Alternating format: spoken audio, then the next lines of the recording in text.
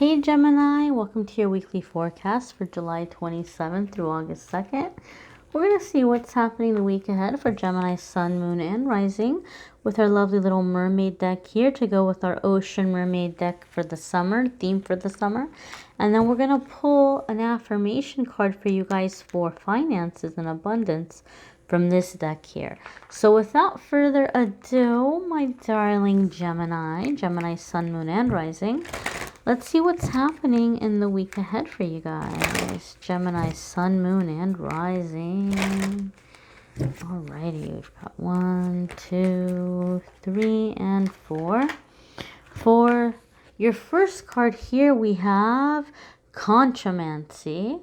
It says Seashell Divination, Wisdom of Shells. So this is kind of talking about using seashells to tell the future, to pick up messages. Now, obviously, we might not all have access to seashells, and it can be difficult enough to use tarot cards and oracle cards to figure things out, let alone shells. So keep in mind, take it with a grain of salt. This is a mermaid themed deck, right? So, you know, a mermaid's gonna read shells to tell the future. Maybe some of you are gonna be very gifted and you're gonna be able to tell the future through shells, or maybe some of you are picking up the ability of what's known as scrying. Scrying is when people might look into a crystal or a crystal ball and see what, you know, images they're seeing, what messages they're seeing. Or some of you might be feeling drawn towards divination in the arts, you know, oracle cards, tarot cards. So some of you may be feeling kind of drawn to tapping into those arts and those spiritual tools. Okay, some of you might be connecting with your intuition or feeling guided to do so. I feel like some of you might be actually receiving a deck of cards, or maybe you're finding a deck of cards that somebody had given you and you're starting to play around with them. Maybe you forgot that you had them. One of the things that happens when people are really wanting to read cards is there's that tradition. Some people will call it a superstition, and they'll say, oh, well, you know, you can't buy your own tarot deck. You got to wait for someone to give you one, right? That is kind of like the belief in some circles. I did not buy I was not given my first tarot deck. I actually purchased it. Well, it was given to me for a workshop that I purchased, but I think it kind of counts as purchasing it. So you don't have to wait for someone to actually give you a deck, but some of you might be manifesting that. Maybe it's something that you had put out there and it's been something you've really been wanting to manifest. So some of you may be manifesting somebody giving you a deck of cards. Okay, or you're stumbling upon a deck somebody gave you, you had forgotten about it, and you might be beginning to kind of, you know, delve into that. Your next card here, Geminis, is Experiments. Now, I know this is a really scary looking card, but I do want to say that a lot of the signs have gotten some of the darker cards, and I think it's because of the energy that's going on right now. There are some heavy energies, and I feel that as we're coming into a time of enlightenment, a lot of people are having to choose a side. You know, I kind of feel like there's a lot of energy flowing through, and it's building. And so I feel that some of these energies are coming up because people are having to kind of choose what energy they're choosing to work within or to connect with.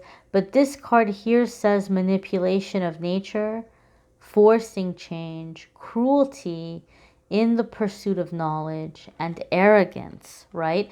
So this could be shadow self, right? Now, those of you who are getting into the arts, those of you who are getting into your intuition and doing card reading, and Libra didn't get anything about intuition or card reading, but they did have a similar message for what I'm about to say. So maybe this is an air sign thing. But some of you might be tempted to, maybe somebody has really mistreated you, and you might be kind of tempted, those of you who do spells and things like this, you might be very tempted to put some kind of spell on them, put some, bad energy on them to teach them a lesson. But the truth of it is we cannot curse anybody without cursing ourselves, because we are all connected. And I understand there's the belief of, oh, well, I'm going to do this thing to, like, keep the energy from sticking to me, or it's going to bounce off me if it comes back to me. But my darlings, please understand and know that you can't run from it forever. There's consequences for our actions. So even if you're not doing anything in terms of actually, putting a spell on somebody, pay attention to the energy you're putting out there. If people are annoying you or upsetting you, are you like wishing evil upon them? Are you wishing bad things to happen upon them? Pay attention to that, right? Pay attention to that.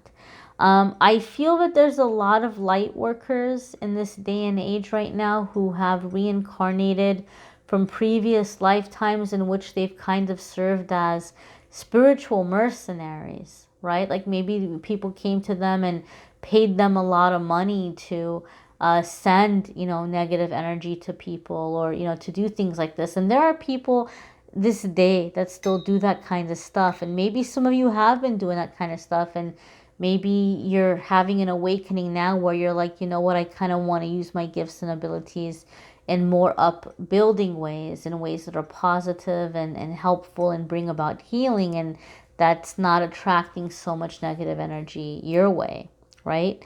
So, again, this is an energy that a lot of people, they're having to choose, what energies they want to work with. Some of you may also be coming out of a dark or heavy cloud, or a dark or heavy energy. You might be coming out of, somebody who's been very manipulative towards you, and you're seeing the light and you're ready to stand up against them and to break out of that manipulation or control. There's that aspect as well for some of you. This is a general reading, so you guys are going to be experiencing the energies in different ways.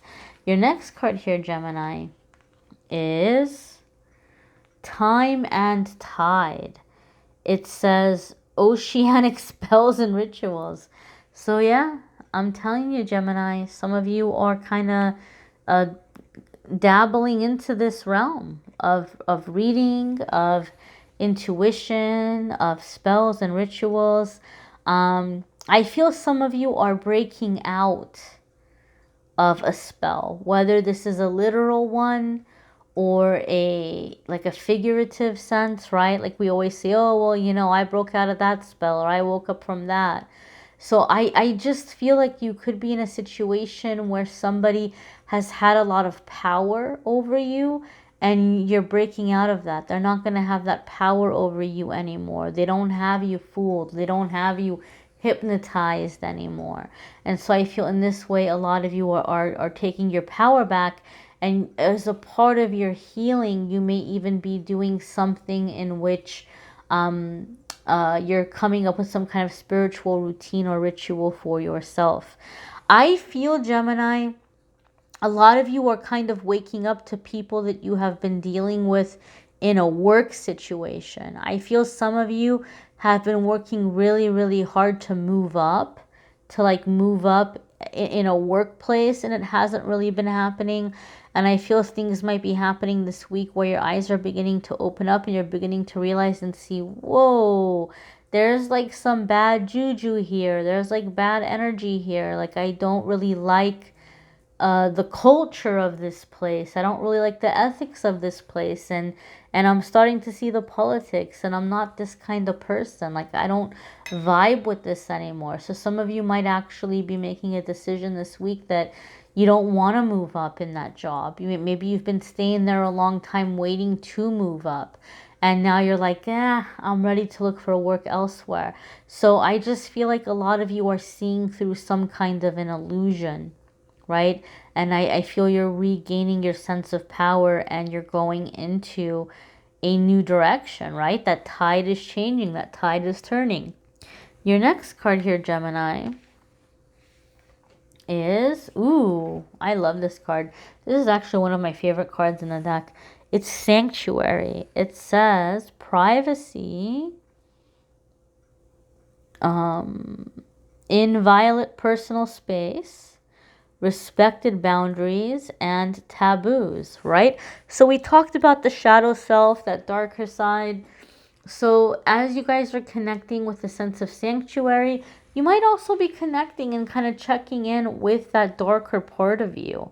A lot of the Geminis that I have known, and you guys are known for having a dual personality, right? You guys are kind of known as the twins, and there's two of you, right? And you might even kind of joke that there's the good twin and the evil twin, right? But a lot of the Geminis that I have known, they, and maybe it's just the people that I've been around, but a lot of the Geminis that I have known, they tend to kind of try to keep things on the lighter side, right? They tend to kind of try to stay in the realm of positivity and upbeat conversation and small talk and intellectual topics and things like this. You know, I haven't really known a whole lot of Geminis that are going to come in with like really dark, heavy, deep topics. That doesn't mean that you can't be a Gemini and have that aspect of you. In fact, you guys are a sign of duality.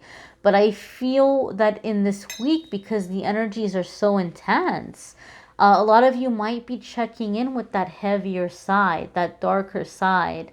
And maybe some of it is things that you have been put through, like traumas you might be beginning to unpack and release and heal from. You know, maybe things that you don't typically talk about. You're checking in with the parts of you and the experiences that you don't talk about. And it's happening with a sense of healing. Also, sanctuary is just encouraging you to create a sense of sanctuary for you in your living environment. You know, even if it's just, you know, taking a sea salt bath or a nice long shower, or, you know, just having a little place where you can disconnect and be in the quiet and just check in with your thoughts and feelings.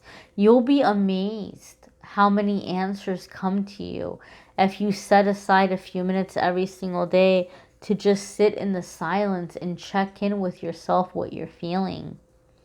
A lot of clarity will come your way through doing this. So this is the way in which you're creating sanctuary. You might need to check out your moon sign and rising sign for like additional messages, or sometimes moon sign or rising sign may resonate with you more than your sun sign. You may need a private reading, which I'm more than happy to do for you. If you want to click on the Calendly link, you can schedule a private reading with me there. Let's go ahead and see what you all have. So your affirmation for finances and abundance, you have security. We got the little turtle coming out of its shell.